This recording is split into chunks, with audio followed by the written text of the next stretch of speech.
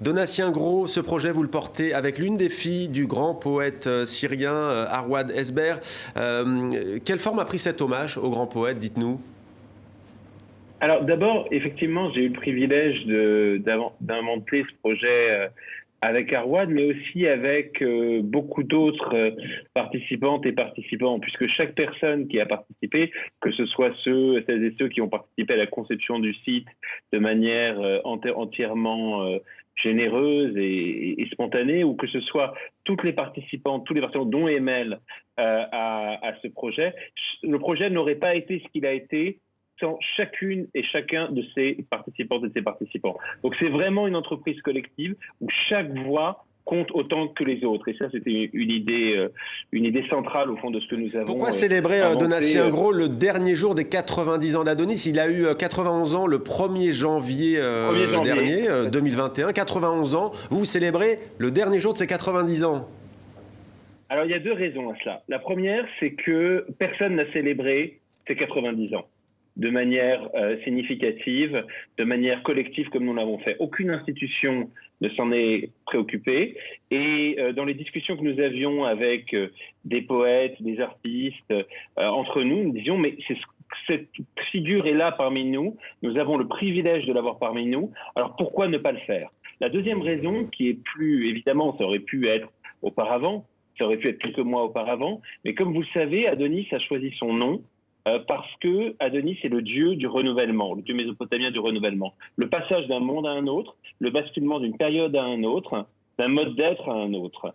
Et évidemment, choisir ce dernier jour qui était la veille du premier jour, le dernier jour de l'année, de cette année que nous avons vécue, avant le premier jour, qui sera par ailleurs ce nouvel anniversaire pour lui, c'était une manière de marquer l'importance de son choix de nom et l'importance de ce choix de nom, de ce que sa vie a pour nous toutes et nous tous. Ce renouvellement, cette capacité de transformation de la poésie. Alors, Ai Weiwei, Dominique Hédé, Edgar Morin, Rachida Brakni, on les a vus à l'image, Zoé Valdez, Vénus Kourigata, mais aussi Abdel Malik. On regarde. Livre des extases, El Nifari, extase de la mort. Il m'a arrêté dans la mort.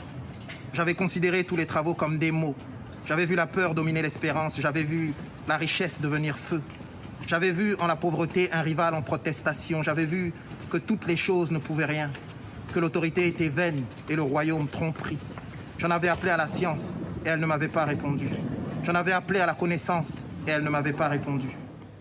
Voilà pour Abdel Malik. Alors, Donatien Gros, on va en dire un peu plus sur ce grand poète, exilé au Liban en 56, qui était emprisonné d'ailleurs par le pouvoir syrien à l'époque. Il choisit l'exil à Paris en 1985. Ma poésie, dit-il, est un projet, pas seulement un projet esthétique, un projet de civilisation. Qu'a-t-il apporté et qu'apporte-t-il encore à la littérature arabe et plus au-delà, la littérature tout court?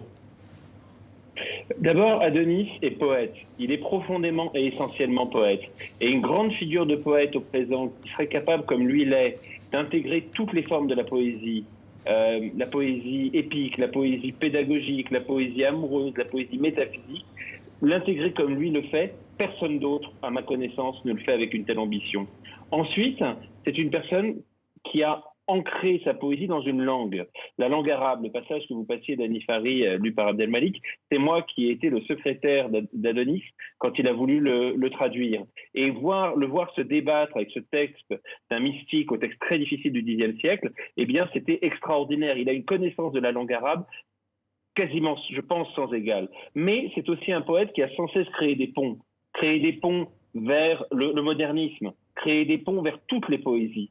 Et cette figure, il dit lui-même que la langue arabe est sa deuxième mère, mais c'est sa deuxième mère en même temps que dès le début des années 60, avec la fameuse revue Shir, il l'a traduit, il l'a fait passer avec Saint John Perse, avec tous les grands poètes, qu'il traduit immédiatement dans sa poésie. Donc cette figure-là, cette figure d'un poète sans compromis, d'un poète qui vit la poésie jusqu'au bout, qui l'intègre dans une ambition extraordinaire au cœur du monde, sensible au monde, et en même temps à la métaphysique, au cosmos, il n'y en a pas d'autre. Une poésie sans contrainte, avec une liberté donc totale, sans contrainte idéologique, religieuse ou culturelle. Emel Matlouti, avant de laisser votre place à notre invité tout à l'heure qui va nous rejoindre, Khadija Mohsen Finan, que représente pour vous ce poète et pourquoi avoir participé à ces célébrations?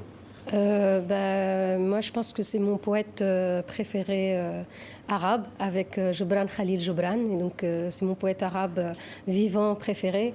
Et c'est quelqu'un d'une humilité extraordinaire, malgré tout ce qu'il représente. Et comme disait Donatien, en fait, ce qui m'a beaucoup inspirée dans mes premiers pas en tant que songwriteuse, je ne vais pas dire poète, mais j'avais choisi un chemin différent dans l'écriture de chansons, dans la langue arabe et dans la langue arabe dans le tunisien. Et des gens comme Adonis, en fait, m'ont un peu pris par la main parce que justement, de m'encourager à aller dans la modernité et dans la modernisation de notre langue et de notre approche à la poésie.